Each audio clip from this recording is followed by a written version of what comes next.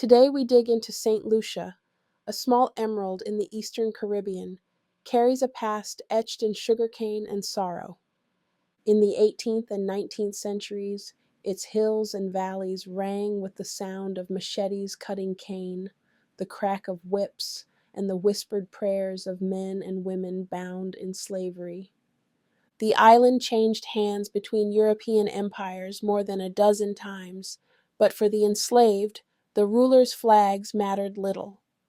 Chains remained chains, and the fields demanded the same blood and sweat. Yet within this silence, there were always witnesses. Some were enslaved themselves, their voices carried orally through Quail songs and proverbs, even when the pen was denied them. Others came as outsiders, men like Sir John Jeremie, who dared to write against the system from within its own courts. Still, the most painful absence in St. Lucia's archives is not the planter's reports or the judge's essays. It is the missing words of the enslaved themselves. Their memories were rarely allowed to touch paper, their testimonies filtered through the languages and laws of their oppressors. To understand St. Lucia's story from back then, it is to hold two truths together.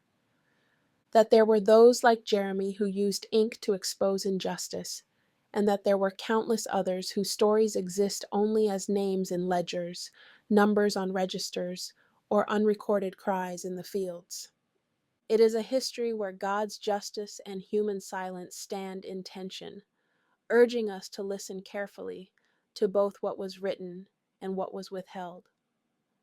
Here are a few truths to carry about St. Lucia, an island where voices were chained into silence.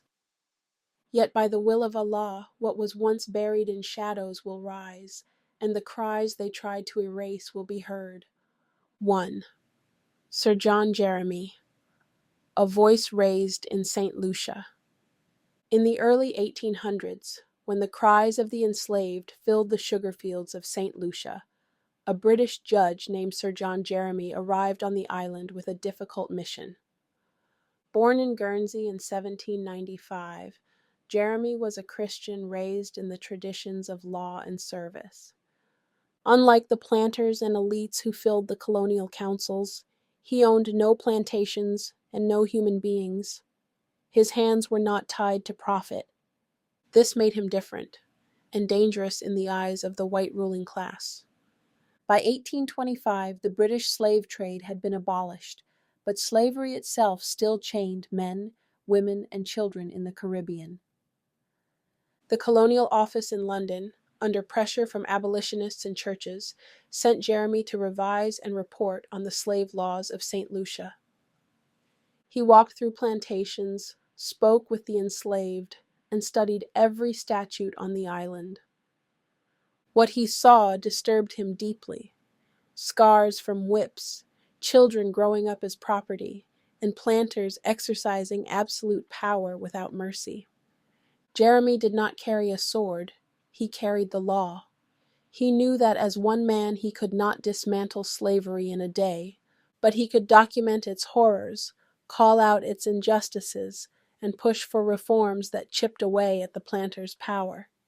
In his own words, he condemned the excesses, iniquities, and inhumanities of white owners and managers.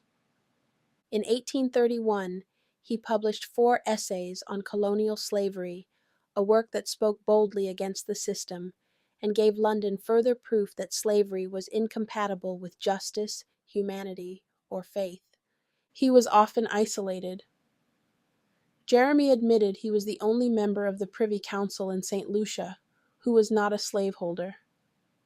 Surrounded by men whose wealth was built on sugar and human suffering, he clashed with them constantly. Yet he persisted, forwarding reports to England, proposing revisions, and forcing the planter class to defend itself against his Christian conscience.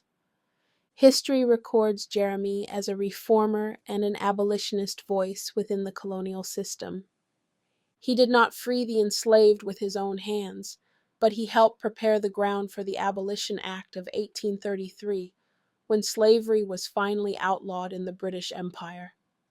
In this sense, Jeremy was a man Allah allowed to rise among his people, a Christian who listened to his conscience and used the tools he had, law, words, and faith, to fight against a system that dehumanized millions. Let his name not be tied to cruelty, but to resistance. Sir John Jeremie stands as proof that even within oppressive structures, God can raise voices of compassion and justice. His story reminds us that no act of truth-telling is wasted, and that sometimes the most powerful weapon is simply to stand in the halls of power and say, "This is wrong." 2. Why they were kept away from the pen. Why their memoirs don't exist. On the plantations of Saint Lucia and across the British Caribbean, literacy was power. So it was rationed. There wasn't a universal, formal, anti-literacy law, like those later seen in the U.S. South, but planters and local authorities actively obstructed Black learning and controlled who taught, what was taught, and why. Scholars note that although outright bans were uncommon in the British West Indies, enslaved people's access to reading was limited, often only through missionaries, and always under planter suspicion and surveillance. The very point was to prevent an independent Black voice from taking shape on paper. In Saint Lucia specifically, another wall stood between the enslaved and the colonial archive: language. Everyday life moved in Saint Lucian Creole, a French lexicon Creole, while law, courts, and official papers spoke English, and earlier French. That meant even when words were spoken, the record favored the colonizer's language. A person could be eloquent in Creole and still be invisible to the file, the ledger, the law. When historians today reconstruct St. Lucia's past, the richest item from the enslaved years is not a diary, but a register.